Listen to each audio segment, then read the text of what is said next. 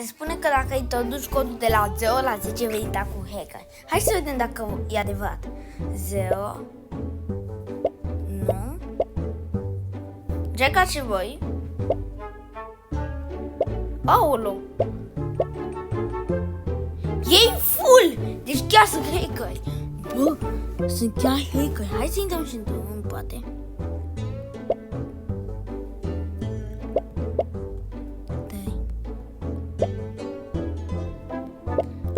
Deci dacă intrăm cu un hacker 4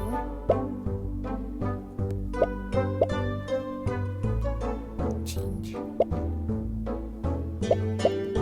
6 7 8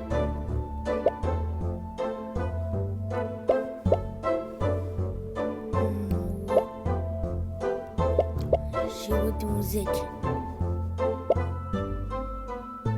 Bă, dar e adevărat. Pentru că dacă intrăm și noi.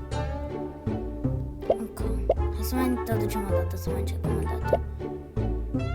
Bine, mă, am intrat cu hacker. Mitu, se pare că este adevărat. Bă, Mitu e adevărat, da. Ia, hai că bă, e adevărat. Mitu. Hai să mai încercăm o dată. E prea tare mitul ăsta. Bun, se pare că mitul ăsta este adevărat. Mai vreți mituri? Dați în comentarii.